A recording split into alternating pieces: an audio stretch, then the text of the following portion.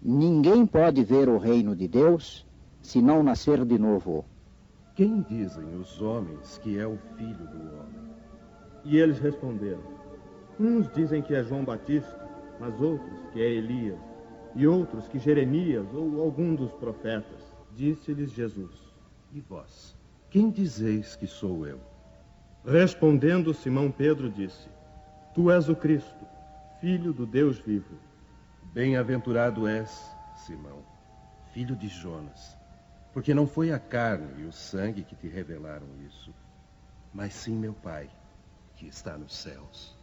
E chegou a Herodes, tetrarca, notícia de tudo que Jesus obrava. E ficou como suspenso, porque diziam uns: é João que ressurgiu dos mortos, e outros: é Elias que apareceu, e outros: é um dos antigos profetas que ressuscitou. Então disse Herodes: eu mandei degolar a João. Quem é, pois, este, de que ouço semelhantes coisas? E buscava ocasião de o ver. E os discípulos lhe perguntaram, dizendo: pois, por que dizem os escribas que importa vir Elias primeiro?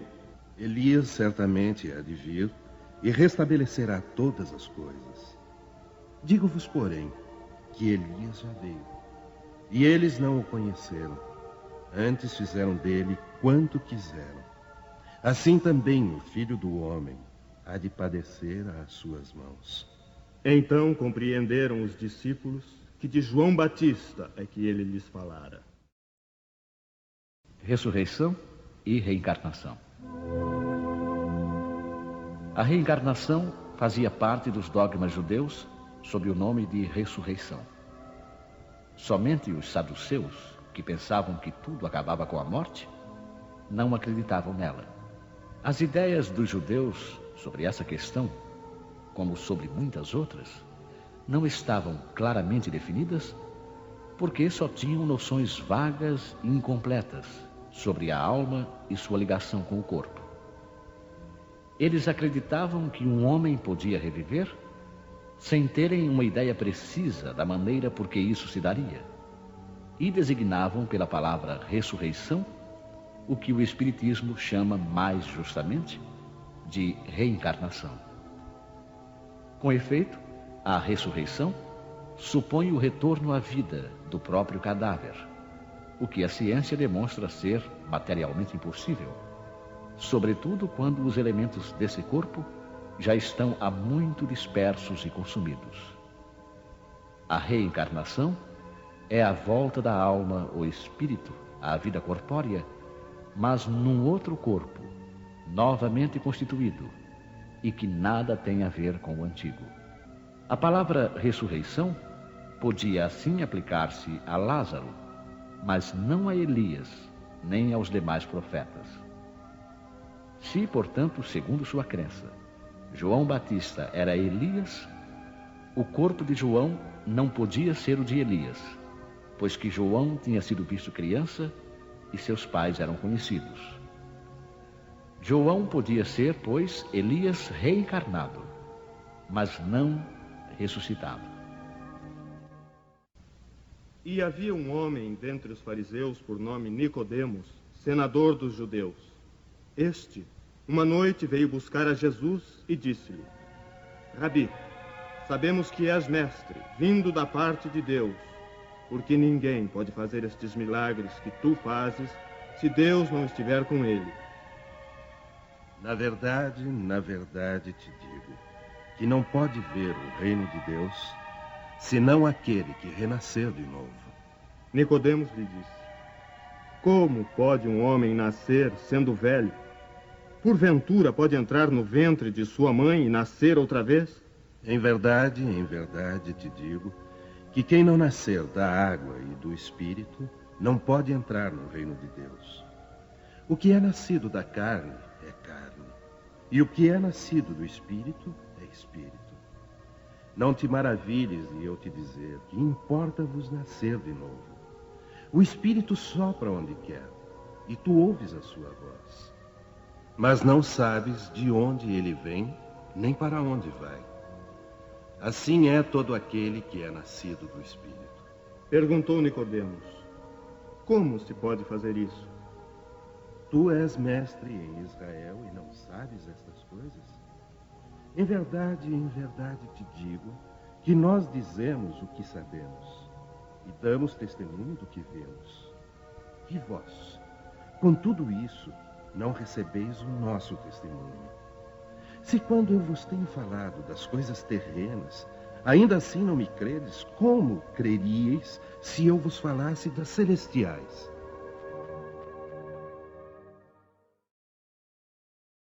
Ressurreição e reencarnação. A ideia de que João Batista era Elias e de que os profetas podiam reviver na terra encontra-se em muitas passagens dos evangelhos já reproduzidas. Se essa crença fosse um erro, Jesus não deixaria de combatê-la como o fez com tantas outras. Longe disso, porém, ele a sancionou com toda a sua autoridade e a transformou num princípio, fazendo a condição necessária quando disse: ninguém pode ver o reino dos céus se não nascer de novo. E insistiu, acrescentando: não te maravilhes de eu ter dito que é necessário nascer de novo. Estas palavras, se não renascer da água e do Espírito, foram interpretadas no sentido da regeneração pela água do batismo. Mas o texto primitivo diz simplesmente: não renascer da água e do Espírito, enquanto que, em algumas traduções, a expressão do Espírito foi substituída por do Espírito Santo, o que não corresponde ao mesmo pensamento. Esse ponto capital ressalta dos primeiros comentários feitos sobre o Evangelho, assim como um dia será constatado sem equívoco possível. Para compreender o verdadeiro sentido dessas palavras, é necessário reportar a significação da palavra água, que não foi empregada no seu sentido específico. Os antigos tinham conhecimentos imperfeitos sobre as ciências físicas e acreditavam que a Terra havia saído das águas. Por isso, consideravam a água como o elemento gerador absoluto. É assim que encontramos no Gênesis: o Espírito de Deus era levado sobre as águas, flutuava sobre as águas. Que o firmamento seja feito no meio das águas, que as águas que estão sobre o céu se reúnam num só lugar e que o elemento árido apareça. Que as águas produzam animais viventes que nadem na água e pássaros que voem sobre a terra e debaixo do firmamento. Conforme essa crença, a água se transformara no símbolo da natureza material, como o Espírito o era da natureza inteligente. Estas palavras: se o homem não renascer da água e do Espírito, ou na água e no Espírito, significam, pois, se o homem não renascer com o corpo e a alma. Deste sentido é que foram compreendidas no princípio. Esta interpretação se justifica, aliás, por estas outras palavras: o que é nascido da carne é carne, e o que é nascido do Espírito é Espírito. Jesus faz aqui uma distinção positiva entre o Espírito e o corpo. O que é nascido da carne é carne, indica claramente que o corpo procede apenas do corpo e que o Espírito é independente dele. O Espírito sopra onde quer e ouves a sua voz, mas não sabes de onde vem nem para onde vai. É uma passagem que se pode entender pelo Espírito de Deus que dá a vida a quem quer ou pela alma do homem. Nesta última acepção, a sequência "mas não sabes de onde vem nem para onde vai" significa que não se sabe o que foi nem o que será o Espírito. Se, pelo contrário, o Espírito ou alma fosse criado com o corpo, saberíamos de onde ele vem, pois conheceríamos o seu começo. Em todo caso, esta passagem é a consagração do princípio da pré-existência da alma e, por conseguinte, da pluralidade das existências.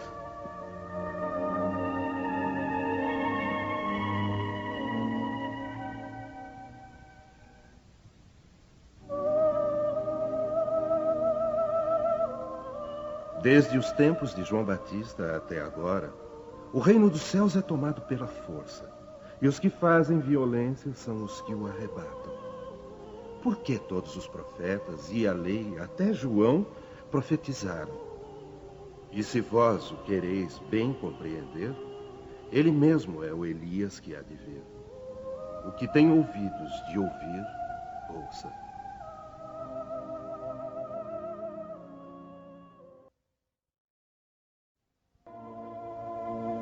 Se o princípio da reencarnação, expresso em São João, podia, a rigor, ser interpretado num sentido puramente místico, já não aconteceria o mesmo nesta passagem de São Mateus, onde não há equívoco possível. Ele mesmo é o Elias que há de vir. Aqui não existe figura nem alegoria. Trata-se de uma afirmação positiva. Desde o tempo de João Batista até agora, o reino dos céus é tomado pela força. Que significam estas palavras, pois João ainda vivia no momento em que foram ditas?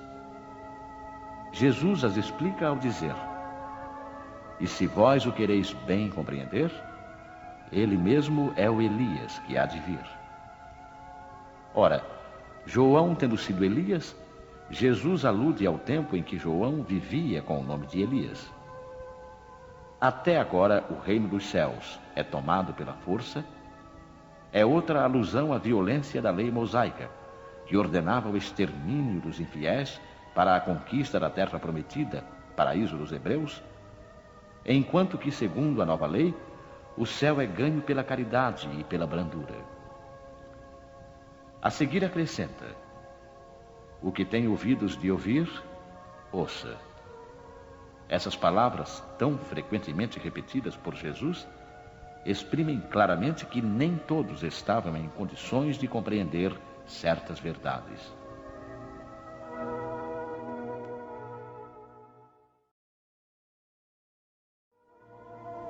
Os teus mortos viverão. Os meus, a quem tiraram a vida, ressuscitarão. Despertai e cantai louvores, vós, os que habitais no pó, porque o orvalho que cai sobre vós é o orvalho de luz, e arruinareis a terra e o reino dos gigantes. Esta passagem de Isaías é também bastante clara. Os teus mortos viverão. Se o profeta tivesse querido falar da vida espiritual, se tivesse querido dizer que os mortos não estavam mortos em espírito, teria dito: ainda vivem, e não viverão. Do ponto de vista espiritual, essas palavras seriam um contrassenso, pois implicariam numa interrupção na vida da alma. No sentido de regeneração moral, seriam a negação das penas eternas, pois estabelecem o princípio de que todos os mortos reviverão. Quando o homem morre uma vez e seu corpo, separado do espírito, é consumido, em que se torna ele? Tendo o homem morrido uma vez, poderia ele reviver de novo? Nesta guerra em que me encontro, todos os dias de minha vida estou esperando que chegue a minha mutação. Quando o homem morre, perde toda a sua força e expira. Depois, onde está ele? Se o homem morre, tornará a viver? Esperarei todos os dias de meu combate até que chegue a minha transformação? Quando o homem está morto, vive sempre. Findando-se os dias da minha existência terrestre, esperarei, porque a ela voltarei novamente. O princípio da pluralidade das existências está claramente expresso nessas três versões. Não se pode supor que Jó quisesse falar da regeneração pela água do batismo, que ele certamente não conhecia. Tendo o homem morrido uma vez, poderia ele reviver de novo? A ideia de morrer uma vez e reviver implica a de morrer e reviver muitas vezes. A versão da igreja grega é ainda mais explícita, se possível. Findando-se os dias da minha existência terrestre, esperarei, porque a ela voltarei novamente. Quer dizer, eu voltarei à existência terrena. Isto é tão claro como se alguém dissesse: saio de casa, mas a ela voltarei. Nesta guerra em que me encontro, todos os dias de minha vida estou esperando que chegue a minha mutação. Jó quer falar, evidentemente, da luta que sustenta contra as misérias da vida. Ele espera a sua mutação, ou seja, ele se resigna. Na versão grega, a expressão esperarei parece antes aplicar-se à nova existência. Findando-se os dias da minha existência terrestre, esperarei, porque a ela voltarei novamente. Jó parece colocar-se, após a morte, num intervalo que separa uma existência de outra e dizer que ali esperará o seu retorno. Não é, pois, duvidoso que, sob o nome de ressurreição, o princípio da reencarnação fosse uma das crenças fundamentais dos judeus e que ela foi confirmada por Jesus e pelos profetas de maneira formal. Donde se segue que negar a reencarnação é renegar as palavras de Cristo. Suas palavras um dia constituirão autoridade sobre este ponto, como sobre muitos outros, quando forem meditadas sem partidarismo. A essa autoridade de natureza religiosa virá juntar-se no plano filosófico a das provas que resultam da observação dos fatos. Quando dos efeitos se quer remontar às causas, a reencarnação aparece como uma necessidade absoluta, uma condição inerente à humanidade, em uma palavra, como uma lei da natureza. Ela se revela pelos seus resultados, de maneira, por assim dizer, material, como o motor oculto se revela pelo movimento que produz. Somente ela pode dizer ao homem de onde ele vem, para onde vai, por que se encontra na Terra e justificar todas as anomalias e todas as injustiças aparentes da vida.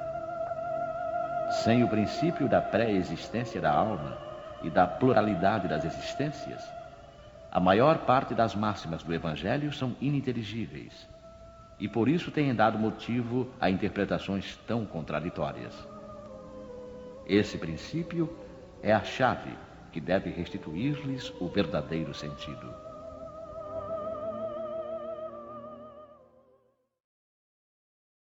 Os laços de família são fortalecidos pela reencarnação e rompidos pela unicidade de existência. Os laços de família não são destruídos pela reencarnação, como pensam certas pessoas. Pelo contrário, são fortalecidos e reapertados. O princípio oposto é que os destrói. Os espíritos formam no espaço grupos ou famílias unidos pela afeição, pela simpatia e a semelhança de inclinações. Esses espíritos, felizes de estarem juntos, procuram-se. A encarnação só os separa momentaneamente, pois que, uma vez retornando à erraticidade, eles se reencontram como amigos na volta de uma viagem. Muitas vezes, eles seguem juntos na encarnação, reunindo-se numa mesma família ou no mesmo círculo, e trabalham juntos para o seu progresso comum. Se uns estão encarnados e outros não, continuarão unidos pelo pensamento. Os que estão livres velam pelos que estão cativos, os mais adiantados procurando fazer progredir os retardatários. Após cada existência, terão dado mais um passo na senda da perfeição. Cada vez menos apegados à matéria, seu afeto é mais vivo, por isso mesmo que mais purificado, não perturbado pelo egoísmo, nem obscurecido pelas paixões. Assim, eles podem percorrer um número ilimitado de existências corporais, sem que nenhum acidente perturbe sua afeição comum.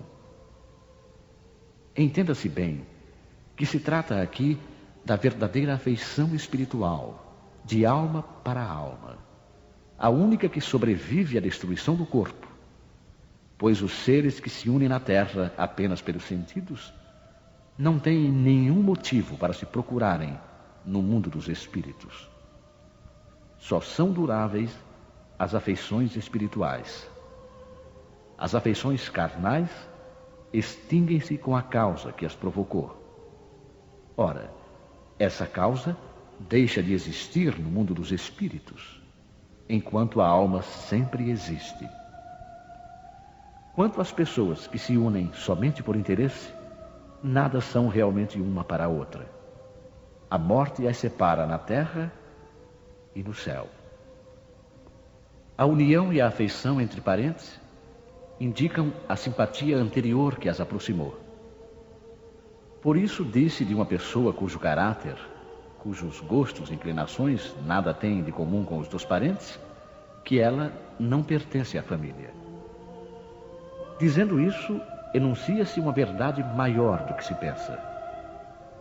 Deus permite essas encarnações de espíritos antipáticos ou estranhos nas famílias com a dupla finalidade de servirem de provas para uns e de meio de progresso para outros. Os maus se melhoram pouco a pouco ao contato dos bons e pelas atenções que deles recebem. Seu caráter se abranda, seus costumes se depuram, as antipatias desaparecem. É assim que se produz a fusão das diversas categorias de espíritos, como se faz na Terra entre as raças e os povos. O medo do aumento indefinido da parentela em consequência da reencarnação é um medo egoísta, prova de não se possuir capacidade de amor suficientemente ampla para abranger grande número de pessoas. Um pai que tem numerosos filhos, por acaso os amaria menos do que se tivesse apenas um? Mas que os egoístas se tranquilizem, pois esse medo não tem fundamento. Do fato de ter um homem 10 encarnações, não se segue que tenha de encontrar no mundo dos espíritos 10 pais, 10 mães, 10 esposas e um número proporcional de filhos e de novos parentes. Ele sempre encontrará os mesmos que foram objetos de sua afeição, que lhe estiveram ligados na terra por diversas maneiras e talvez pelas mesmas maneiras. Vejamos agora as consequências da doutrina anti-reencarnacionista. Essa doutrina exclui necessariamente a pré-existência da alma. E as almas, sendo criadas ao mesmo tempo que os corpos, não existe entre elas nenhuma ligação anterior. São, pois, completamente estranhas umas às outras. O pai é estranho para o filho, e a união das famílias fica assim reduzida unicamente à filiação corporal, sem nenhuma ligação espiritual. Não haverá, portanto, nenhum motivo de vanglória por se ter entre os antepassados algumas personagens ilustres. Com a reencarnação, antepassados e descendentes podem ser conhecidos, ter vivido juntos, podem se ter amado e, mais tarde, se reunirem de novo para estreitar os seus laços de simpatia.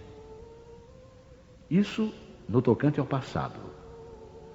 Quanto ao futuro, segundo os dogmas fundamentais que decorrem do princípio anti-reencarnacionista, a sorte das almas está irrevogavelmente fixada após uma única existência. Essa fixação definitiva da sorte implica a negação de todo o progresso, pois se há algum progresso, não pode haver fixação definitiva da sorte. segundo tenham elas bem ou mal vivido, vão imediatamente para a morada dos bem-aventurados ou para o inferno eterno. Ficam assim imediatamente separadas para sempre, sem esperanças de jamais se reunirem. De tal maneira que pais, mães e filhos, maridos e esposas, irmãos e amigos, não têm nunca a certeza de se reverem.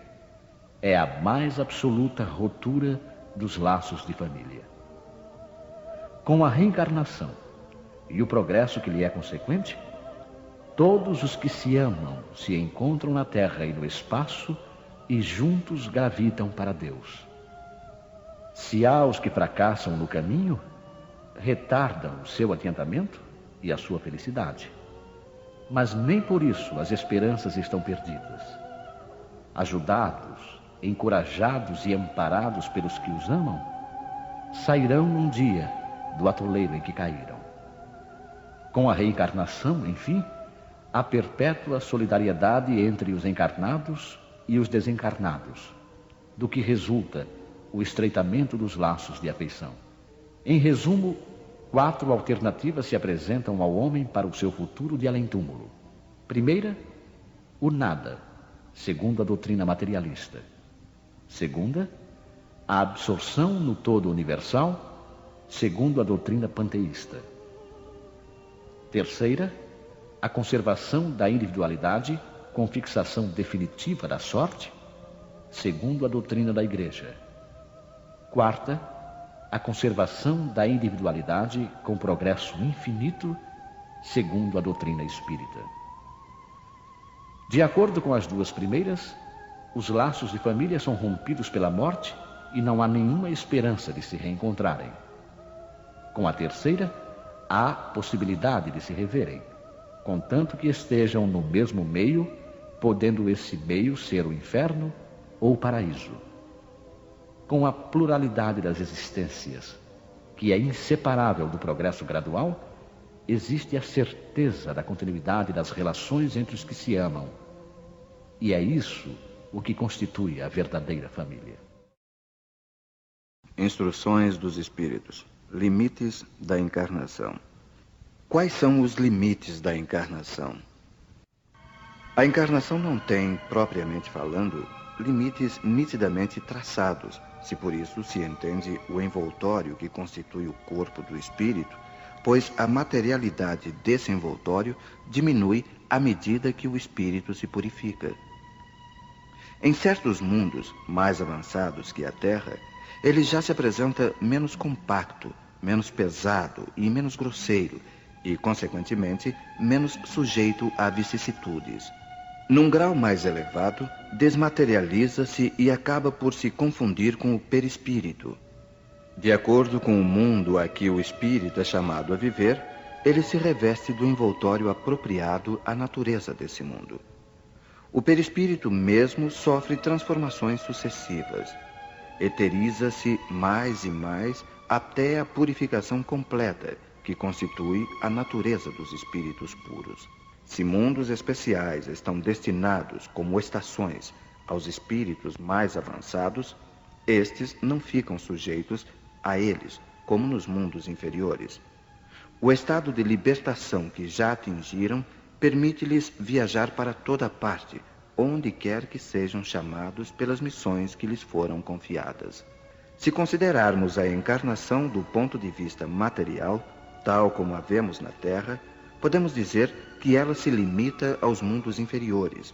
Depende do espírito, portanto, libertar-se mais ou menos rapidamente da encarnação, trabalhando pela sua purificação.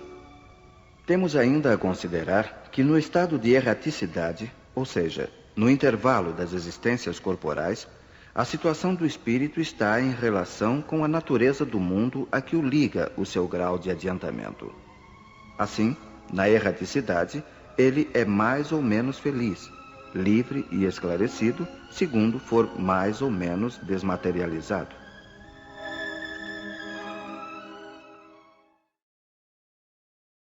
Necessidade da encarnação. São Luís, Paris, 1859. A encarnação é uma punição? e somente os espíritos culpados é que lhe estão sujeitos? A passagem dos espíritos pela vida corpórea é necessária para que eles possam realizar, com a ajuda do elemento material, os propósitos cuja execução Deus lhes confiou. É ainda necessária por eles mesmos, pois a atividade que então se veem obrigados a desempenhar ajuda-os a desenvolver a inteligência. Deus, sendo soberanamente justo, deve aquinhoar equitativamente a todos os seus filhos. É por isso que ele concede a todos o mesmo ponto de partida, a mesma aptidão, as mesmas obrigações a cumprir e a mesma liberdade de ação. Todo privilégio seria uma preferência, e toda preferência uma injustiça. Mas a encarnação, para todos os espíritos, é apenas um estado transitório. É uma tarefa que Deus lhes impõe, no princípio da existência, como primeira prova do uso que farão do seu livre arbítrio. Os que executam essa tarefa com zelo sobem rapidamente e de maneira menos penosa os primeiros degraus da iniciação e gozam mais cedo o resultado do seu trabalho. Os que, ao contrário, fazem mau uso da liberdade que Deus lhes concede, retardam o seu progresso. E é assim que, por sua obstinação, podem prolongar indefinidamente a necessidade de se reencarnarem. E é então que a encarnação se torna um castigo. Uma comparação vulgar nos fará melhor compreender esta diferença. O estudante não atinge os graus superiores sem ter percorrido a série de classes que o levam até lá. Essas classes, por mais trabalho que exijam, são o meio de atingir o fim, e não uma punição. O estudante laborioso abrevia a caminhada, encontrando menos dificuldades. Acontece o contrário com aquele que a negligência e a preguiça obrigam a repetir certas classes. Não é, porém, o estudo que constitui uma punição, mas a obrigação de recomeçá-lo em cada classe.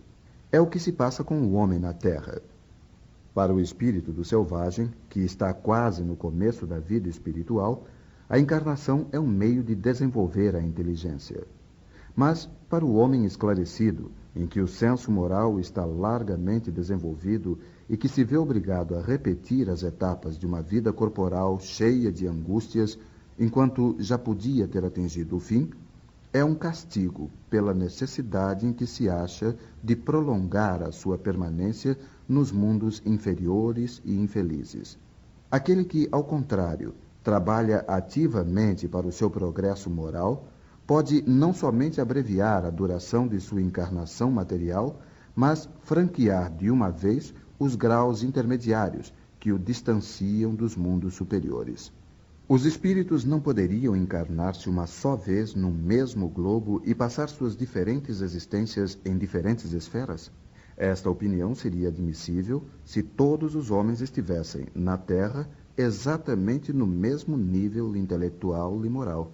As diferenças existentes entre eles, desde o selvagem até o homem civilizado, revelam os graus que têm de percorrer. A encarnação, aliás, deve ter uma finalidade útil. Ora, qual seria a finalidade das encarnações efêmeras, como as das crianças que morrem em tenra idade?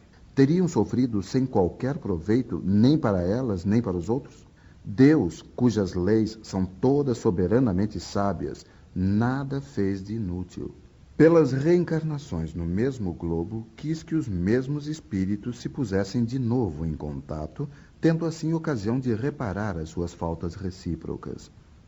E tendo em conta as suas relações anteriores, quis ainda fundar sobre uma base espiritual os laços de família, apoiando numa lei natural os princípios da solidariedade, fraternidade e igualdade.